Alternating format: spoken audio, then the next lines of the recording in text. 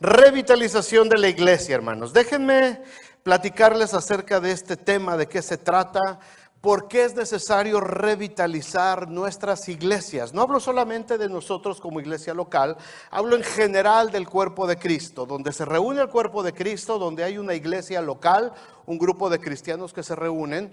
Constantemente tenemos que revisar este tema. ¿Por qué necesitamos revitalizar nuestra iglesia? ¿Qué significa, para empezar, revitalizar? Revitalizar significa volver a darle vida a algo que está por morir. Literalmente esta es la definición.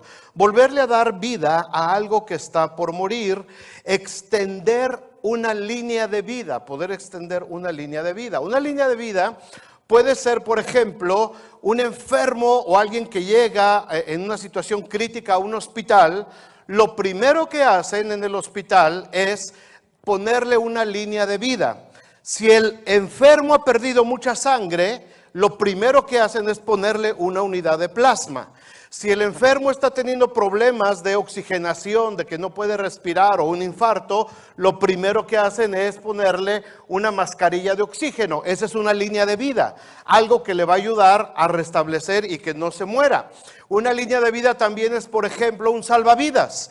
Cuando alguien está en el mar o en la alberca, donde sea, y se está ahogando, lo primero que hacen es tirar un salvavidas con una cuerda, ¿verdad? Esa es una línea de vida. ¿Se entiende el concepto? Creo que sí, ¿verdad? Algo que te va a ayudar a evitar la muerte. Esa es una línea de vida. Ahora, si hablamos de revitalizar una iglesia, un grupo de cristianos, un grupo de personas que se reúnen a adorar a Dios, es porque creemos o tenemos la idea de que esa iglesia, ese grupo, está a punto de morir. Pero muchas veces hemos utilizado este concepto de manera un tanto equivocada, porque tenemos que saber que la iglesia de Jesucristo no se muere. La iglesia de Jesucristo permanece para siempre. ¿Por qué? Porque Él la estableció, Él la fundó, y el Señor Jesucristo mismo dijo: esta es mi iglesia y las puertas de la muerte, del infierno, no prevalecerán en contra de ella. Así es que las iglesias no mueren. El grupo de cristianos que se reúne en cierto lugar, a lo mejor se cierran las puertas de ese lugar por cualquier causa humana, por errores humanos, por razones de pecado, por lo que haya sido. Un templo se puede cerrar, pero la iglesia, que es el grupo de personas, la iglesia se va a otros lados y se reparte por otros lados, y la iglesia sigue viva. Así es que la iglesia no muere. Amén. ¿Estamos de acuerdo con eso? La iglesia del Señor Jesús no puede morir. Pero a veces, por diferentes motivos, algunos templos locales cierran su iglesia. La iglesia sigue viva y nadie puede decir: es que yo vine a resucitar esta iglesia. Porque el único que la puede resucitar es Cristo Jesús, porque Él es el que le dio la vida a la iglesia, a final de cuentas. Nosotros, los pastores, los líderes, los siervos, pues somos instrumentos de parte de Dios para hacer nuestro trabajo. Pero el que le da vida a la iglesia es el Señor Jesucristo. El Señor Jesús nos pone, el Señor Jesús es el que establece iglesias en una ciudad pequeña, en una ciudad grande, en una metrópoli, en un barrio muy sencillo, en un barrio muy lujoso, donde el Señor vea que hay una necesidad. El Señor establece una iglesia. Hace años el Señor vio que había necesidad en esta ciudad y el Señor estableció esta iglesia. No fueron los pastores originales, ni los fundadores, ni yo la vine a refundar, ni mucho menos. Dios estableció su iglesia, el cuerpo de Cristo, en el lugar donde Él necesitaba que hubiera una luz en medio de las tinieblas. Cuando compramos el edificio allá en la College, yo me acuerdo que algunos hermanos me dijeron: pastor, ese barrio está re feo, ahí está muy peligrosa la cosa. Le dije: pues con más ganas tenemos que poner una iglesia ahí, porque la iglesia tiene que ser luz en medio de las tinieblas. Así es que es el Señor Jesús, hermanos, el que establece la iglesia. Él sabe, nosotros somos los instrumentos. Por circunstancias meramente humanas, hermanos, a veces estos grupos locales se van disminuyendo y van perdiendo su fuerza inicial. Ahí es donde entra el concepto de revitalizar una iglesia, volver a darle la fuerza con que inició, proveerle una línea de vida espiritual para que vuelva a tomar el rumbo y la visión por la cual nació. ¿Cuál es esa línea de vida si hablamos de la iglesia? Yo me acuerdo cuando llegamos aquí a South Bend hace 6 años a tomar el pequeño grupo. Aquí, ¿quiénes son sobrevivientes de aquella reunión inicial que tuvimos allá en aquel restaurante, en el Honker? ¿Se acuerdan? 1, 2, 3, 4, 5, 6, 7, 8, 9 personas. Éramos como 30 noches, sí, 30, 35 personas esa vez ahí. Yo vine porque el hermano Fidencio Burgueño, el supervisor de la región, me mandó a investigar. ¿Por qué? Porque el pastor que había iniciado esta obra le dijo, ¿sabes qué? Tengo un grupo que se está desbandando y necesito un pastor allá. Yo era el coordinador de eventos de la región y el hermano Burgueño me dijo, pues ve a investigar a ver cómo está la cosa por allá. Y ese mismo día, Dios a mi esposa y a mí nos dijo, quédense aquí.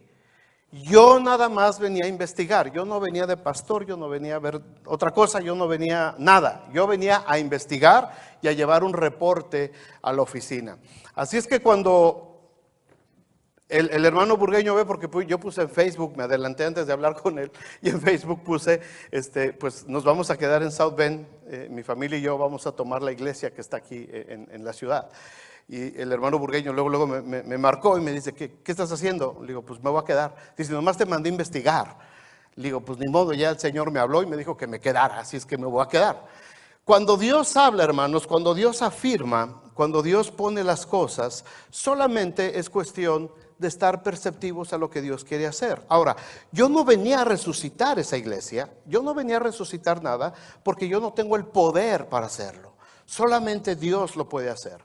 Podemos ser instrumentos en manos de Dios. Así es que empezamos a trabajar. Cuando un pastor toma una congregación, cuando un pastor llega a tomar una congregación, viene con muchas ganas y quiere echar a andar un chorro de proyectos y trae un montón de ideas y dice voy a hacer esto y el otro y el otro y el otro.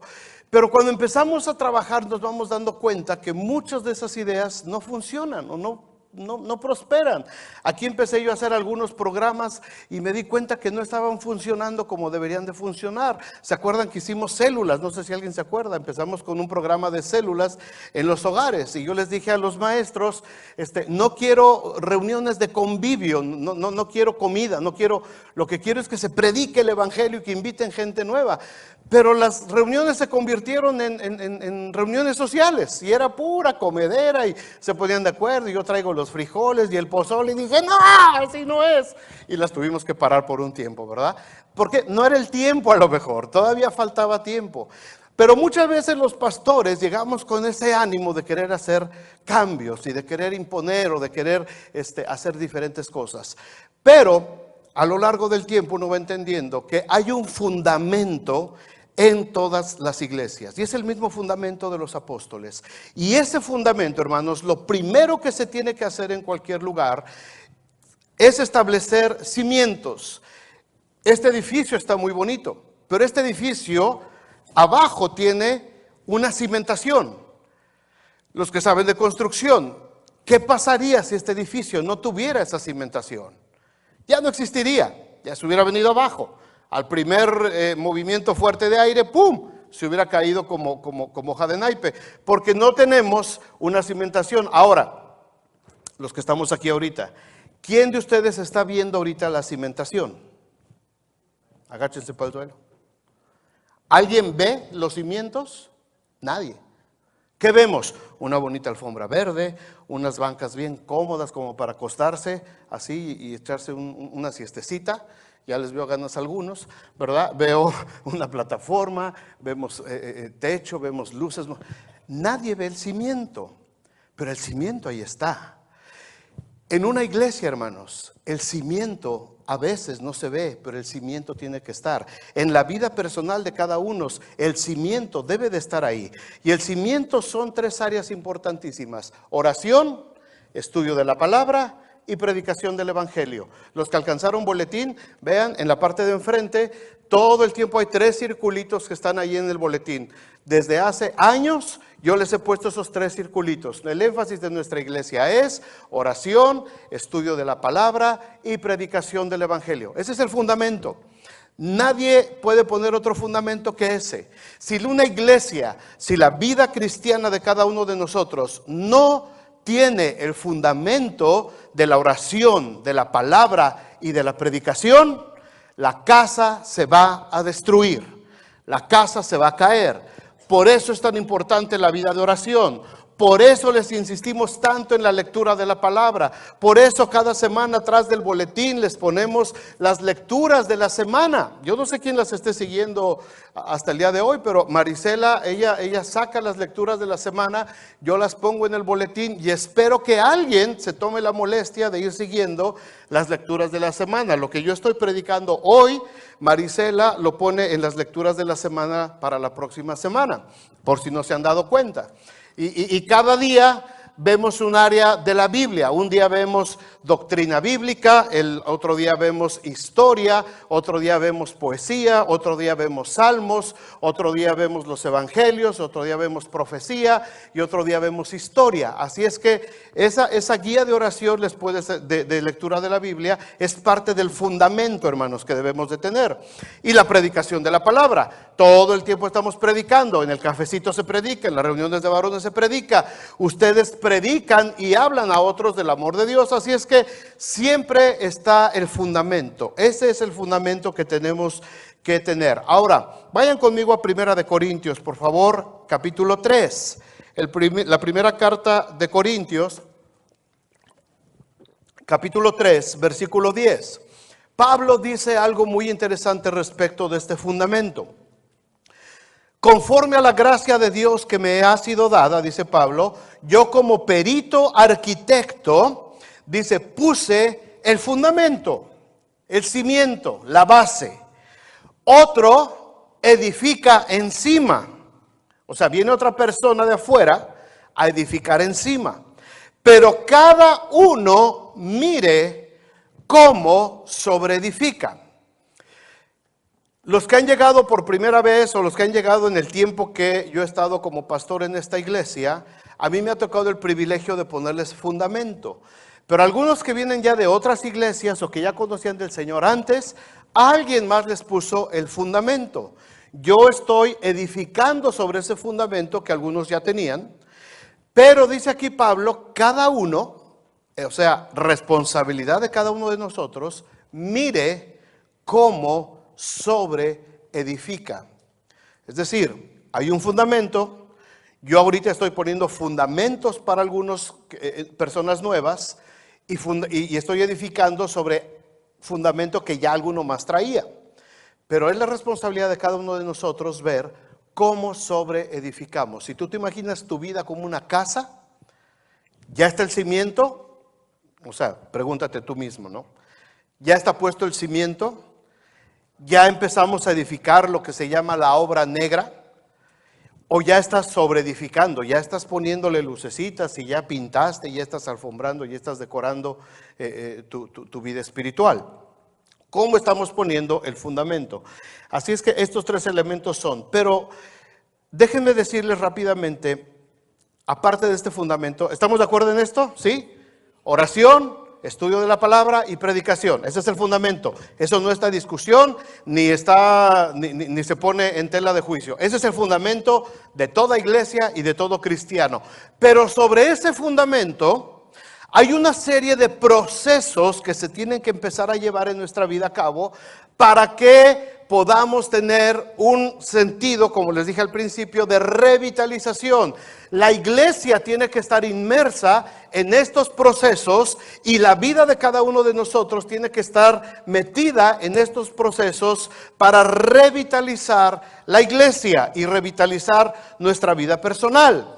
Déjenme compartirles nada más 3 de estos procesos. Son muchos, pero voy a hablar de 3. El primero es el proceso de la paciencia. ¿Cuántos de aquí son impacientes como yo, desesperados? Sí, habemos algunos, ¿verdad? Ok. La paciencia, hermanos, se necesita si queremos realmente revitalizar nuestra vida espiritual, revitalizar la iglesia.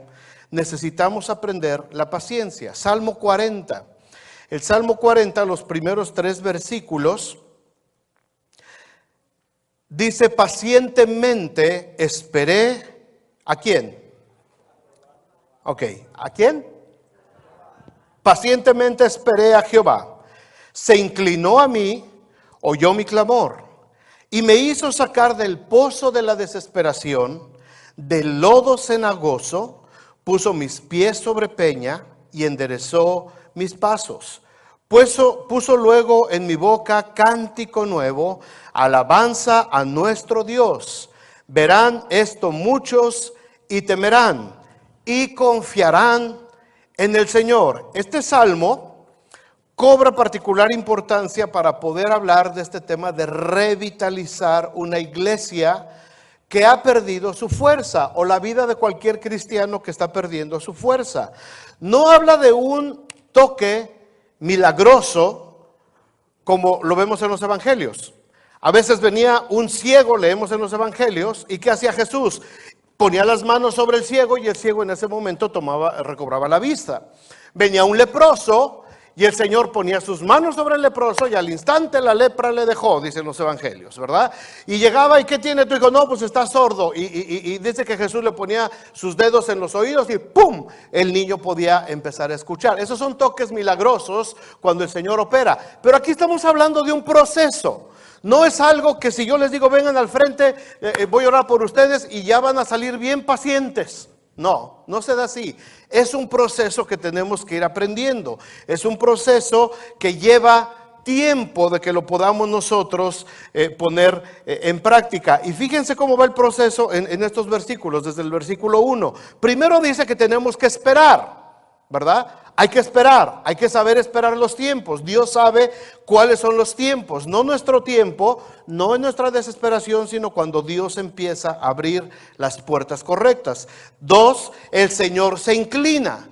Cuando yo empiezo a esperar en el Señor dice ahí, se inclina. El tercer paso de este proceso, el Señor oye nuestro clamor. El cuarto paso de este proceso, el Señor manda a sacarnos de la desesperación. Los que somos impacientes entramos en el pozo de la desesperación continuamente, porque cuando vemos que las cosas no salen como nosotros queremos que salgan, en el momento que nosotros queremos que salgan, nos desesperamos, ¿verdad, mis estimados impacientes?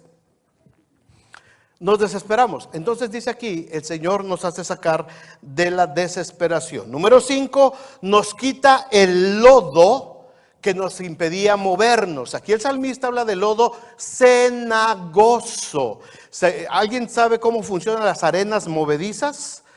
¿Sí? En los desiertos, los pantanos, donde hay arenas movedizas que te metes, te caes ahí en ese hoyo y ese hoyo te va succionando hacia abajo. Es un lodo que te va aprisionando y te va succionando. Si no hay alguien que te tire una línea de vida, una cuerda para sacarte de ahí, ese pozo de lodo cenagoso te va absorbiendo hasta que te mata, ¿no? Hasta que te vas hasta adentro y te ahogas. El Señor nos sacó de ahí. Y nos quitó ese lodo que nos impedía movernos. Ese lodo significa el pecado, significa todo lo malo que hacíamos, lo que nos estorbaba. El Señor nos los quita de encima para que podamos nosotros movernos con libertad. Después dice, número 6, nos pone sobre una roca. Me puso sobre una peña, dice. Sobre una roca, en un lugar alto. 7, endereza mis pasos, ¿verdad? Lo que estaba haciendo mal, lo empiezo a hacer bien de acuerdo a su palabra. 8, me pone a cantar alabanzas, me pone a alabarle, me pone a darle cántico nuevo a él. 9, me pone a dar testimonio. Oirán, verán esto muchos, dice, y temerán. Verán esto muchos, es decir, yo doy testimonio de lo que Dios hizo en mi vida. Y 10, me provoca confianza, dice, confiarán en el Señor. Es un proceso, son 10 pasos sencillitos. Pero es un proceso que nosotros tenemos que ir viviendo todos los días, hermanos, para poder tener un tiempo de revitalización en nuestras vidas. Los médicos, los doctores saben que una persona que está a punto de morir de hambre, ¿han visto alguna vez en los noticieros, a lo mejor, o en documentales, una persona que está a punto de morir de hambre? A veces pasan imágenes terribles de niños que están a punto de morir de hambre, ya todos la piel pegada a los huesos literalmente, y están ahí esperando la muerte. Cuando los rescatistas llegan a tomar, un médico llega a tomar una persona en ese estado, no le puede dar de comer una hamburguesa de McDonald's. Ay, es que tiene tanta hambre, denle una hamburguesa. Lo matas, se muere la persona. ¿Por qué? Porque su organismo está ahorita acostumbrado a tratar de sobrevivir con lo más mínimo que pueda tener. Si le metes de más, lo matas. Entonces, una persona que está muriendo de inanición, de hambre, se le tiene que empezar a dar una terapia de líquidos muy despacito. Primero líquidos con minerales, que empiece poco a poquito. Una vez que tolera su cuerpo los líquidos con minerales, se le empieza a dar un poquito de líquido endulzado para que empiece a tomar un poquito de calorías. Y es un proceso demasiado largo para sacar a una persona que está muriendo de hambre, llevarla ya a un estado donde ya se sienta más estable. ¿Voy bien o me regreso, Señor? Voy bien.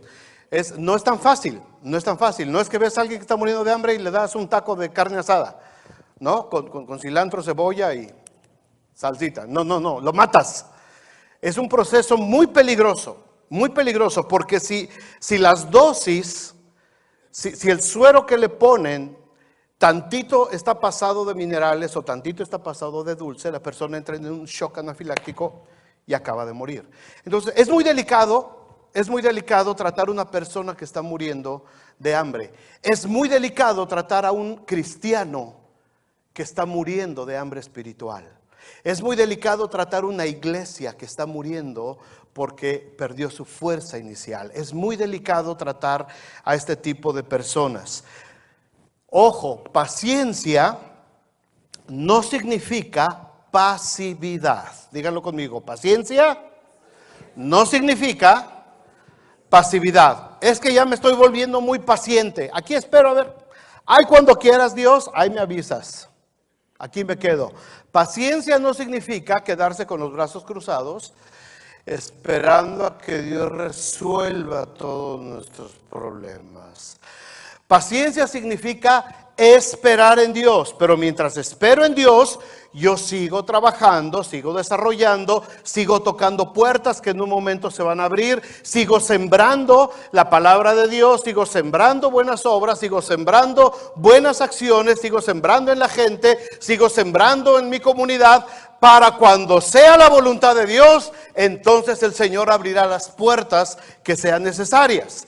Paciencia no significa quedarme en la casa, esperar a que todo caiga del cielo. Paciencia no tiene nada que ver con pasividad. Es el tiempo de Dios, no es en mi tiempo. Es en el tiempo de Dios, no en lo que nosotros queremos. Dios empezará a abrir las puertas y Él seguirá sobre edificando en la vida de cada uno de nosotros. No te puedes quedar pasivo cuando tienes un paciente que se está muriendo de hambre, porque se va a morir. Tiene que entrar en este proceso, pero es un proceso de paciencia. No sé cuánto tiempo tardará un paciente de esto salir de esta situación, pero alguna vez yo vi un video que alguien puso por ahí de algunos niños que estaban a punto de morir en África de hambre, y una organización los tomó, los cuidó, los alimentó, los fue llevando, y después los pasan ya con los padres que los adoptaron a esos niños, y ya se ven niños perfectamente normales, bien gorditos, bien llenitos, y tú dices, nada que ver con este otro niño que sale al principio del video, porque pero fue un proceso.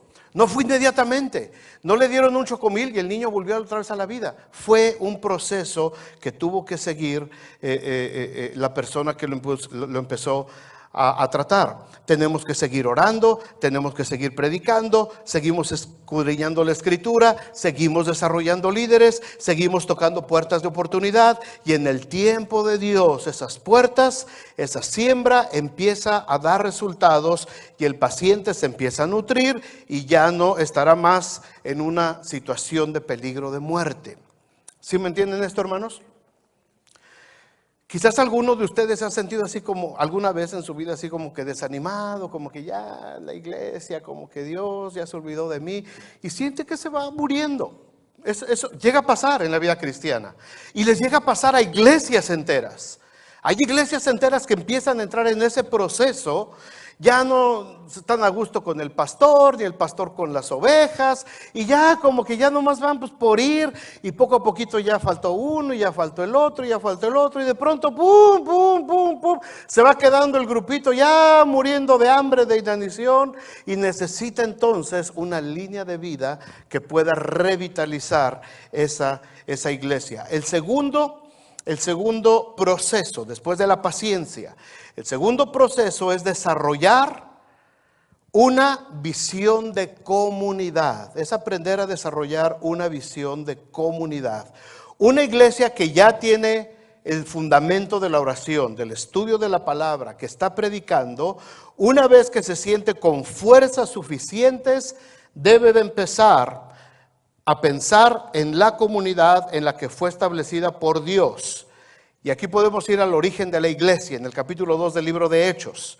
Hechos capítulo 2, versículo 46. Dice, y perseverando unánimes cada día en el templo, partiendo el pan en las casas, comían juntos con alegría y sencillez de corazón, alabando a Dios y teniendo favor con todo el pueblo. Y el Señor añadía cada día a la iglesia los que habían de ser salvos. Léanlo conmigo, versículo 46 y 47, todos en voz alta. Dice, y perseverando unánimes cada día en el templo y partiendo el pan en las casas, comían juntos con alegría y sencillez de corazón, alabando a Dios y teniendo favor con todo el pueblo. Y el Señor añadía cada día a la iglesia los que habían de ser salvos. Todos los pastores, todas las iglesias, todos queremos ver nuestros cultos llenos. Todos queremos ver nuestros templos llenos. Estamos preparando un auditorio grande allá en la college y soñamos el día que veamos lleno de personas buscando al Señor y alabando al Señor y glorificando el nombre de Dios, y familias restauradas. No buscamos llenar por decir, ay, mira cuánta gente tengo yo, qué famoso soy. No se trata de eso, eso es basura, esto no sirve. Se trata de cuánta gente realmente está buscando la presencia de Dios. Cuánta gente con necesidad viene a buscar la presencia de Dios. El deseo más profundo de todo pastor es ese: ver gente buscando la presencia de Dios, gente que siente el deseo de buscar más de la palabra de Dios. Aquí vemos también un proceso en estos 3 versículos. Dice en el versículo 46, ahí empieza el proceso. Uno dice que perseveraban. ¿Qué es perseverar? Persistir. ¿Qué más? Continuar. ¿Qué más? Ser paciente. Entra en la perseverancia. Hay que ser paciente porque hay que estar esperando lo que viene, ¿verdad? Esperar lo que viene.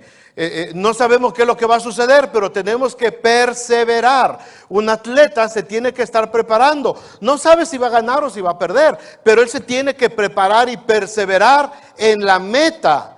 En la meta. Ahorita que está lo del mundial, es desastroso cuando entrevistan a algún futbolista y dice, oye, ¿y cuál es tu meta en este mundial?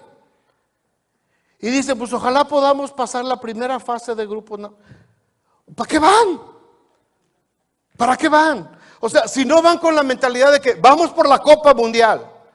Oye, pues la primera vez que vienes, yo vengo a eso. Si no vienes eso, ¿a qué vienes pues? Nomás a ver, ¿a qué vas a la iglesia? Se las cambio. ¿A qué vienen a la iglesia? ¿A escuchar la palabra de Dios? ¿Qué más? ¿A qué? ¿Aprender? ¿Alguien dígame algo más? Alabar a Dios. Es parte del entrenamiento, pero ¿cuál es la meta? Aprender, edificar a los demás. Alistarnos. ¿Cuál es la meta de todo esto? Esto es el entrenamiento. ¿Ah? Ser salvos, entramos por la puerta de la salvación y ya estamos en la iglesia. ¿Cuál es mi meta aquí en la iglesia? Ser como Cristo. Tener la imagen de Cristo en mí. Que la gente pueda ver en mí la imagen de Cristo. Esa sería mi meta dentro de la iglesia. Que la misma imagen de Cristo brille a través de mí. Y entonces sí viene todo lo demás. Por esa imagen de Cristo en mi vida, puedo alabar a Dios, puedo aprender su palabra, puedo prepararme en el ejército, puedo estar listo para la victoria, para la guerra, predicarle a otros, compartir, ministrar, dar lo que tenga que dar, todos mis bienes si es necesario, por la presencia de Cristo. Mi meta es la imagen de Cristo en mi vida. Dice que perseveraban. 2, estaban en una misma idea. Todos tenían la misma idea, todos estaban de acuerdo en lo que querían, en la meta que estaban persiguiendo. 3, dice que tenían comunión y confianza de visitarse en sus casas. ¿Dónde comían juntos? En sus casas. Se oye muy bonito, muy fácil, porque ahorita aquí saliendo algunos se van a ir a las casas de otros a comer unos frijolitos y a comerse una carnita asada. ¡Qué padre! Gacho si no me invitan. Pero en el contexto de Hechos, capítulo 2, año 34 de nuestra era, era peligrosísimo que los cristianos se juntaran en las casas de unos y de otros. No era fácil, por 2 razones. Una, la persecución de los judíos religiosos. Todavía no empezaba la persecución del Imperio Romano, pero la persecución de los judíos religiosos estaba fuertísima sobre los cristianos que se empezaban a convertir. No era fácil decirles, Delia, vénganse a mi casa. Me estaba yo jugando la vida y la vida de mi familia si yo los invitaba a mi casa. Y llegaban y veían que estábamos con alegría y con sencillez de corazón, hablando de todas las cosas que Dios estaba haciendo en nuestras vidas. Si alguien llegaba, si alguien se infiltraba, o si yo no tenía la suficiente confianza en ellos, y ellos iban y le decían al sacerdote, entonces venían por mí y por mi familia. No estaba tan fácil. No es tan sencillito esto de que se juntaban y comían, ¡ay, qué padre! Era muy difícil. La segunda razón es que no había confianza entre ellos. Al estar bajo el dominio de Roma, los judíos tenían muy poquito que comer. No había confianza, era un tiempo de muchas traiciones. Jesucristo tenía apenas poquito tiempo, no tenía ni un año que se había ido otra vez al cielo después de resucitar, y las cosas estaban muy calientes en Jerusalén. Entonces la gente no tenía confianza entre unos y otros, porque se daban las traiciones, se seguían vendiendo unos a otros, se acusaban unos a otros. No era fácil que hubiera confianza, pero la línea de vida que tiró Jesucristo hizo que se escribiera este versículo, que para nosotros nos parece lo más normal del mundo y lo más padre y lo más sencillo del mundo. Para este grupo de cristianos, hermanos, significaba la muerte. Estas palabras tan hermosas, partiendo el pan en las casas, comían juntos con alegría y sencillez de corazón. Qué bonito se oye.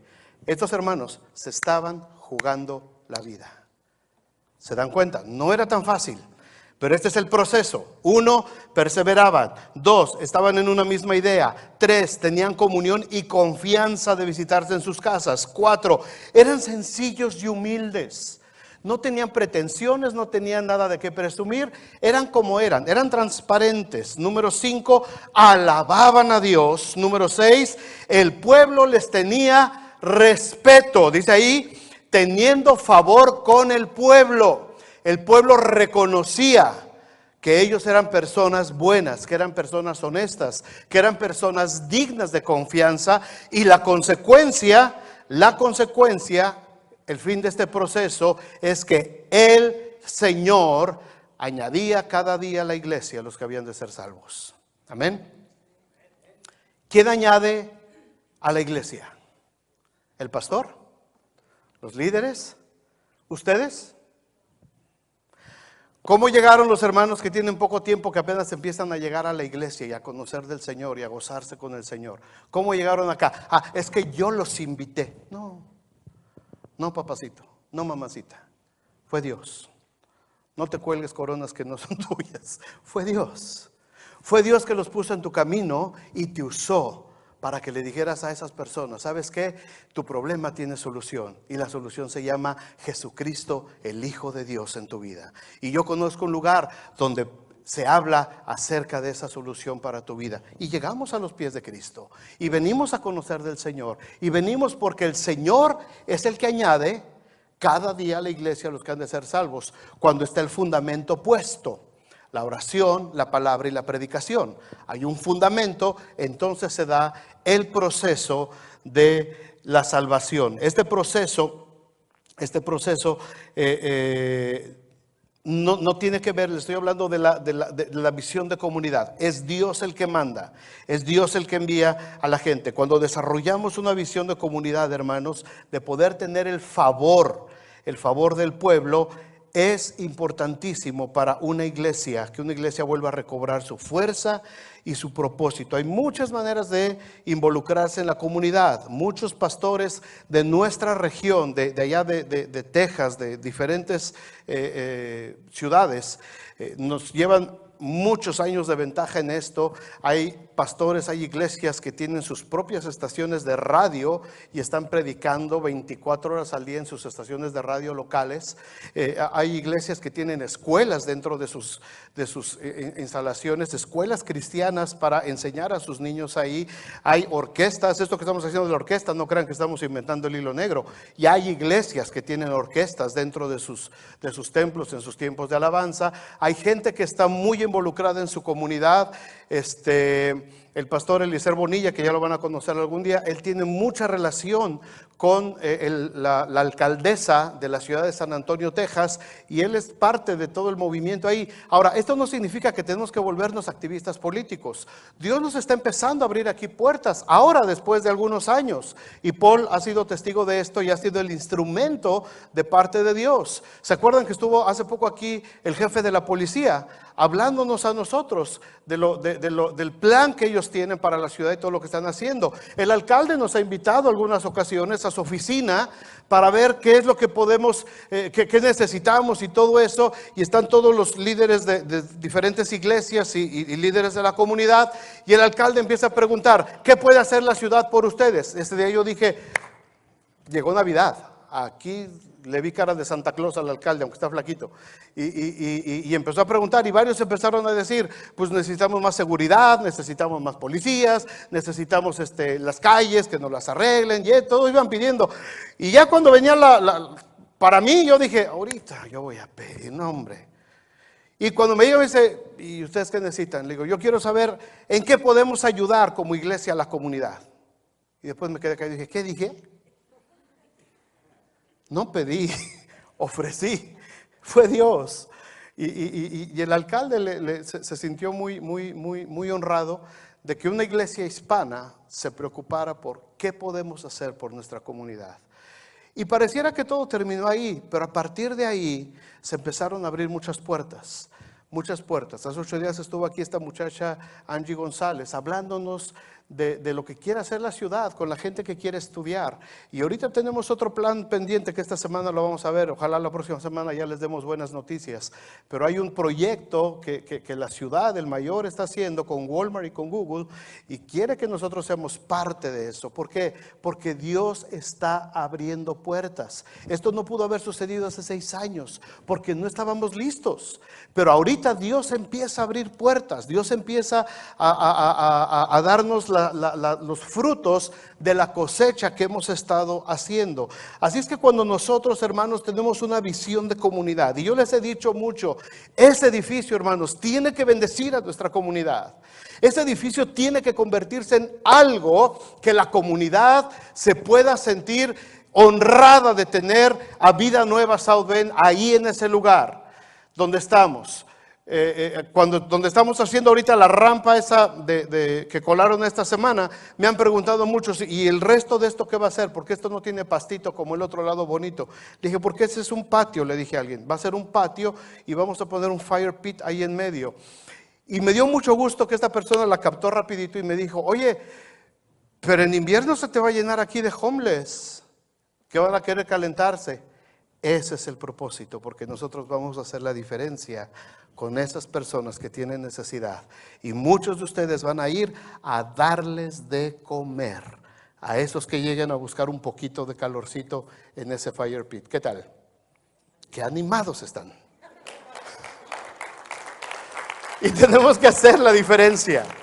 Tenemos que hacer la diferencia. Ayer la pastora Ray Orozco estaba predicando acerca de esto y dice que ella en sus edificios que tiene, pues una iglesia grandísima, la de ellos allá en Tucson, Arizona, y dice que con el paso de los años el barrio se ha ido convirtiendo y han empezado a llegar pandillas, grupos de pandillas en ese vecindario. Y dice que ella estaba orando y estaba recorriendo las instalaciones del edificio. Cuando llegó a una esquina por la parte de afuera, se dio cuenta que había graffiti en las paredes de su edificio. Y dice que empezó, Señor, ¿y quién nos hizo esto? Y empezó ahí a reprender y demás. Y empezó a pensar, Señor, ayúdame, porque entonces vamos a tener que poner una cerca aquí, una barda, un fence con candado para que no se metan. Y que el Señor le dijo en ese momento, para eso te di la iglesia, para eso te di este edificio, para que saques a la gente que necesita escuchar la palabra de Dios. Y dice que a ella le cayó el 20, dice, es que no es nuestro edificio. Si Dios lo puso en este lugar, fue con un propósito. Fue con un propósito. Y lo que empezaron a hacer es invitar a todos esos jóvenes a jugar basquetbol, a jugar una serie de cosas, les compraban hamburguesas y empezaron a hablarles del amor de Dios. En lugar de que la iglesia rechace a esa gente, ellos la empezaron a incluir como parte de lo que Dios hace. Y eso es lo que vamos a hacer, hermanos. Algunos me han dicho, es que el barrio está muy gacho y ahí hay puro. Ya tengo un pastor afroamericano que va a tener los cultos en inglés para la comunidad afroamericana en nuestro edificio.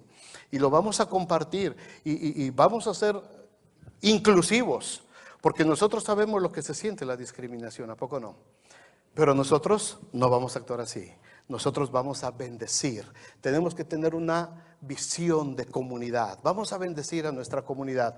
¿Qué más vamos a poder hacer por nuestra comunidad? No sé. Algunos de ustedes van a tener ideas y lo vamos a echar a andar con el favor de Dios. Por último, para terminar, el tercer proceso. El primer proceso es desarrollar la paciencia. Segundo proceso es desarrollar una visión de comunidad. Y el tercer proceso, hermanos, es el desarrollo de la nueva generación. Benji estaba hablando al principio de la alabanza acerca de las nuevas generaciones, y de eso vamos a hablar en los siguientes domingos, acerca de las nuevas generaciones. El libro de Jueces capítulo 2:1 dice, y toda aquella generación también fue reunida a sus padres y se levantó después de ellos. Estamos hablando de Josué, del tiempo de la conquista, cuando entraron a conquistar la tierra prometida.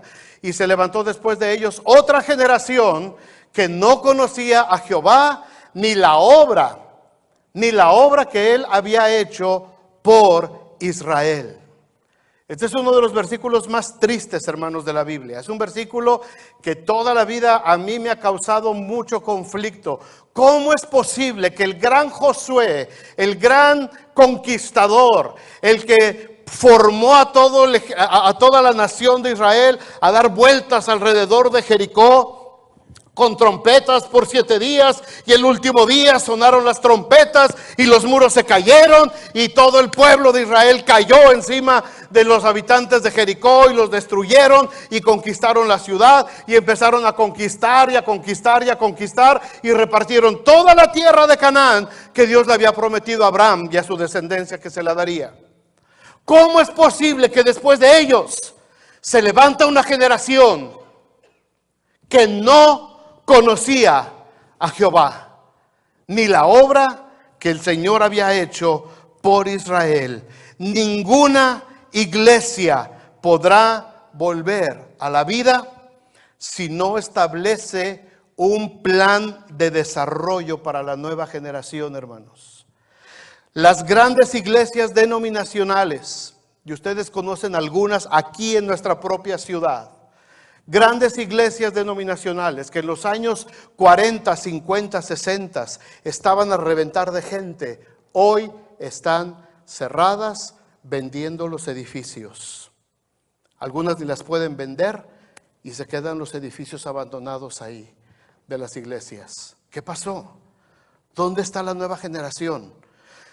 Se enfrascaron tanto en lo hermoso de su edificio, se confiaron tanto en la gloria que tenían en medio de sus reuniones en ese tiempo y se olvidaron de la siguiente generación.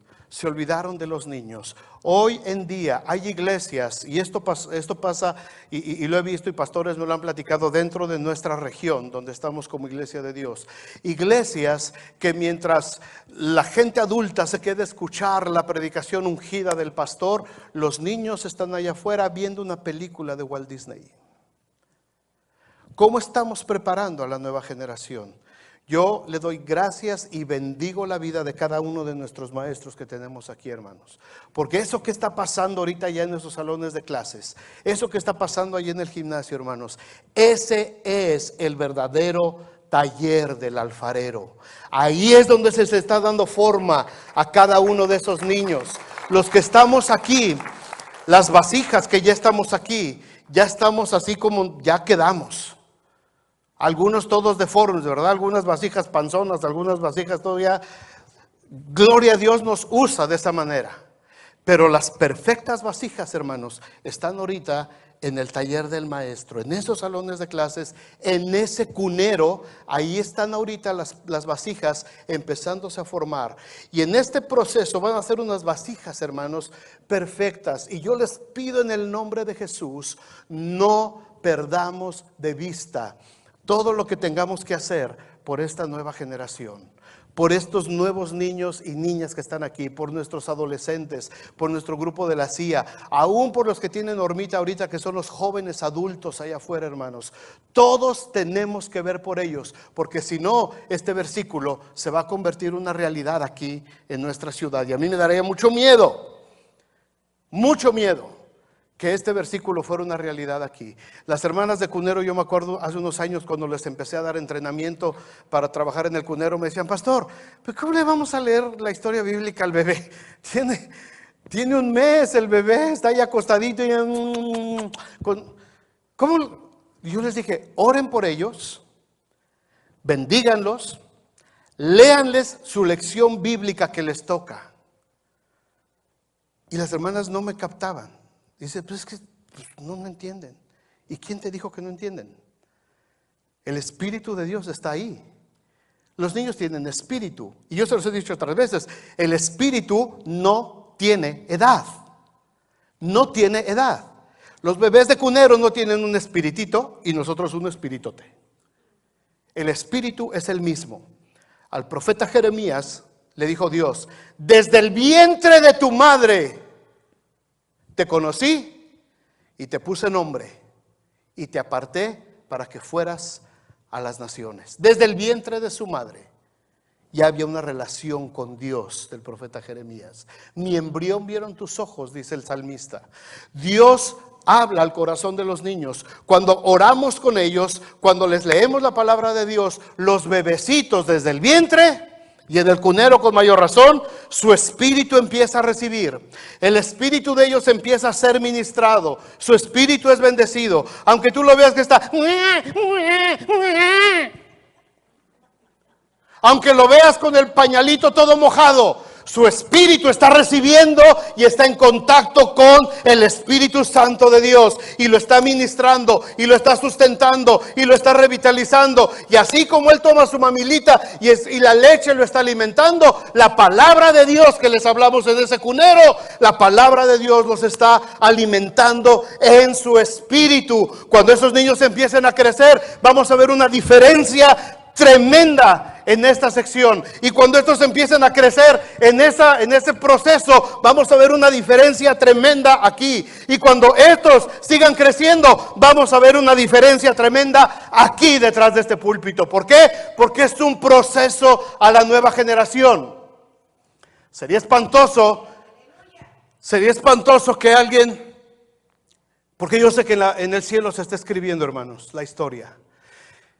El libro de los Hechos termina en nuestras Biblias, en Hechos capítulo 28. Pero Hechos capítulo 29 se sigue escribiendo todavía. Y no va a dejar de escribirse hasta que Cristo venga. Y yo sé que en estos momentos hay alguien en el cielo designado que está escribiendo la historia. Y yo no quisiera que la historia dijera: y después de Jorge Carpinteiro se levantó una generación que no conocía a Jehová, ni la obra que él había hecho por sus padres, ahí en South Bend. Lo bueno es que no nada más soy yo, están todos los que están aquí presentes. ¿Verdad que sí? Es mi bronca, es mi responsabilidad. Yo soy proveedor solamente, soy un facilitador, yo soy un coordinador solamente, yo soy el mensajero solamente, pero la responsabilidad es de la iglesia, es del cuerpo de Cristo que permanece perseverando, que permanece unánime, que permanece comiendo en las casas con alegría y sencillez de corazón, compartiendo la palabra, que permanece buscando la presencia de Dios. No podemos entretener niños, hermanos, y nuestra iglesia invierte en estos niños. Los maestros invierten muchas veces de su propia bolsa. Invierten por nuestros niños. Y esto yo se los he dicho muchas veces. Padres, acérquense con el maestro de sus niños y díganle: ¿qué necesitas? ¿En qué te puedo ayudar para que mis hijos puedan seguir recibiendo la palabra de Dios? Y los maestros, ellos hacen circo, maroma y teatro. Y ellos ven cómo le hacen. Y a veces yo veo que salen con unos trabajitos manuales preciosos. Y yo me pongo a pensar, este maestro tiene 25 niños en su salón, esto le salió más o menos como en $2 cada uno, se aventó $50 el maestro ahí.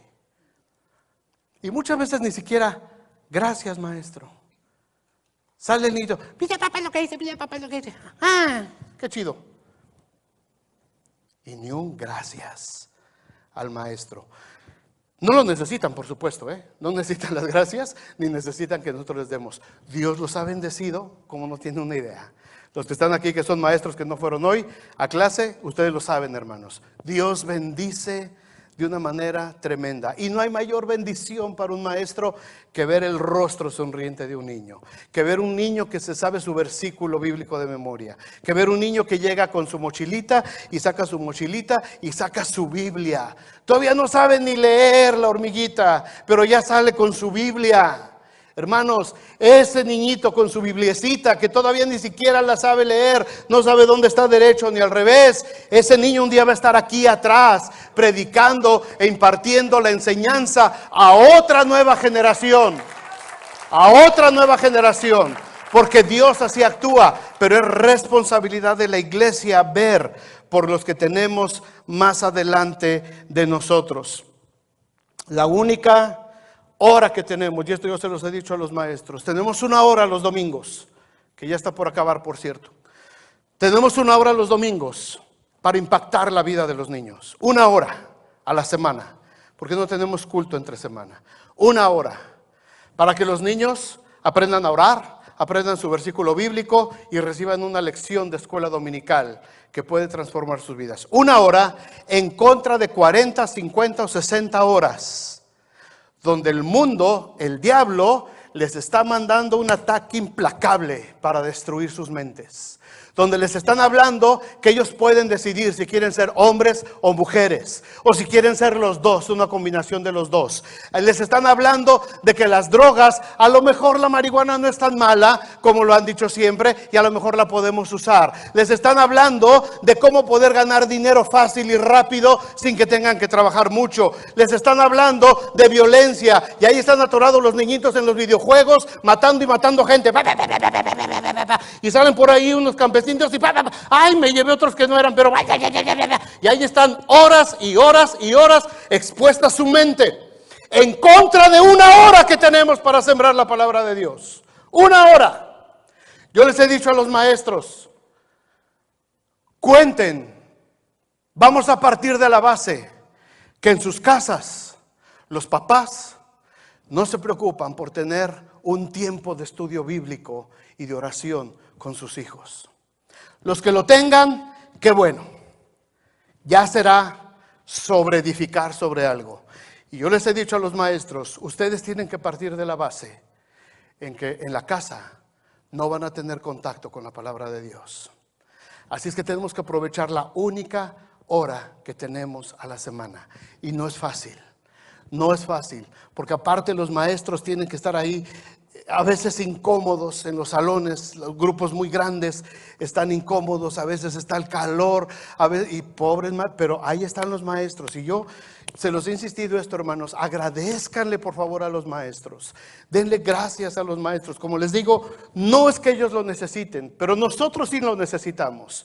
Yo necesito agradecerle a ellos como pastor, porque lo que yo no estoy haciendo, ellos lo están haciendo. No es fácil meterse con un grupo de niños a dar clase. No es fácil, mis respetos. Yo no lo hago. No lo hago. La paciencia o la impaciencia no me da para ser maestro de niños. Lo intenté alguna ocasión en mi vida pasada. Intenté meterme en una jaula, ¿no va? En un saloncito que parecían jaulitas chiquitas. A dar, no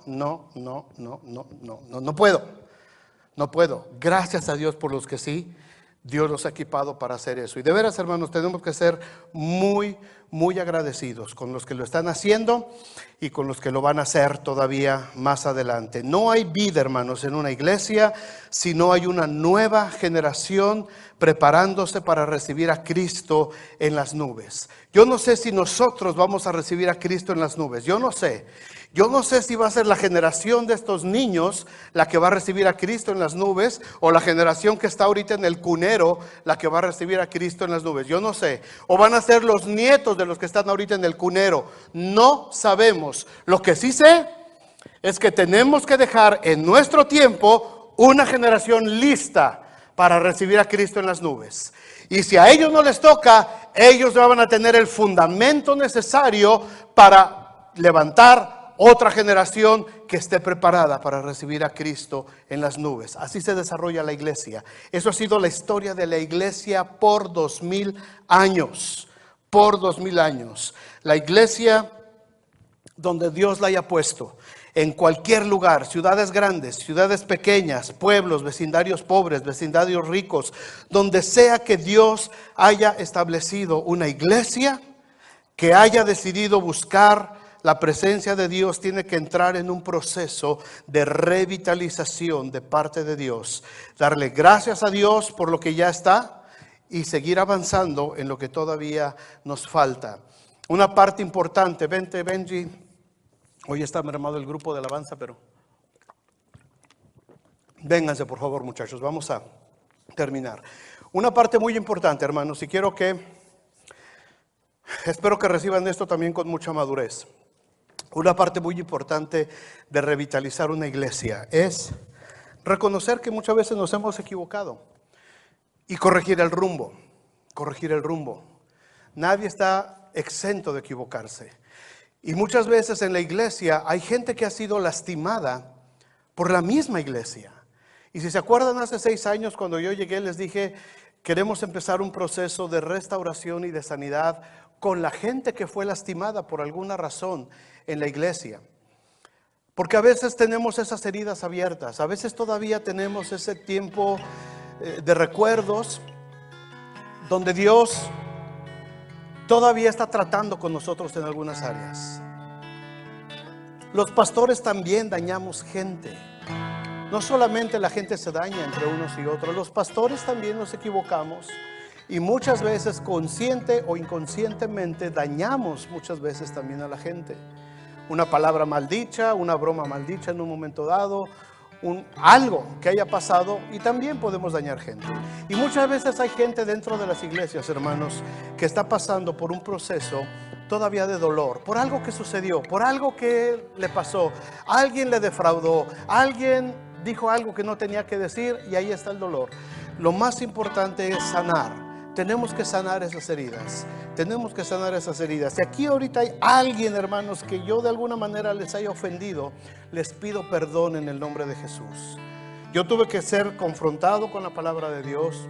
No sé, no recuerdo si alguien en especial, pero si hay alguien que por ahí dice, yo le tengo guardadita hasta al pastor y a ver cuándo me la va a pagar, perdónenme por favor, perdónenme, los amo, estoy tratando de hacer lo mejor que puedo, me esfuerzo, se me va la olla a veces se me patinan, se me van las cabras al monte, se me olvidan fechas, se me olvidan datos, se me olvidan citas, se me olvidan compromisos que a veces he hecho con ustedes. Por favor, no se ofendan, no se sientan, les pido perdón en el nombre de Jesús. Y si alguien de ustedes todavía tiene algo en contra de alguien más, en contra de algún pastor, en contra de algún líder, por favor, pongan perdón en su corazón. Es la única manera de que podemos seguir adelante. Es la única manera en que la iglesia se puede revitalizar. Y no hablo solamente de pastores cristianos. Muchos quizás fueron maltratados por algún sacerdote en otra religión o en otra iglesia, en otro tipo de iglesia. Perdonen, por favor. Vamos a perdonar todos y vamos a dejar que sea el Señor el que pueda poner un toque de sanidad y de revitalización en nuestra iglesia. Yo le doy gracias a Dios por esta iglesia, porque está creciendo, porque está trabajando. Tenemos bastantes servidores, tenemos casi 80, 90 servidores que están trabajando en los diferentes ministerios, y esa es una bendición. Tenemos más de 100 niños preparándose para recibir al Señor. Tenemos más de 30 muchachos de Christians in Action. Tenemos otros 15 en Save by Grace y tenemos otros 15 en United by Faith. Es una bendición lo que Dios está haciendo aquí, y Dios ha empezado a abrir puertas, hermanos, que la verdad yo ni siquiera me imaginaba. Y otras que las tenemos ahí detenidas, y Paul lo sabe. Tenemos muchas cosas que vamos a hacer, pero las tenemos ahí congeladas porque no es el tiempo todavía. No ha llegado el tiempo, y esto es parte del proceso de la paciencia. Hay muchos proyectos, hay muchas ideas que tenemos, hay muchas cosas que vamos a poder hacer en el tiempo de Dios, pero por lo pronto muchos de esos procesos están en la congeladora esperando el tiempo perfecto de Dios. Y yo quiero que cada uno de ustedes, hermanos, se comprometa con el Señor, se sienta parte de lo que Dios está haciendo en este lugar. No venimos a pasarla bien, no venimos a entretenernos, no venimos a misa, venimos a servir. Venimos a ver cuál es mi parte en el servicio que Dios tiene y por qué razón el Señor me puso en este lugar.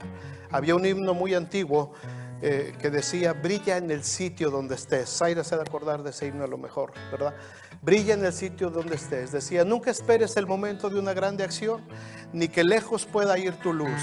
En el lugar donde el Señor te ha puesto a hacer luz, brilla en el sitio donde estés, porque no sabes si tu luz puede llegar a alcanzar a algún perdido y rescatarlo. Brilla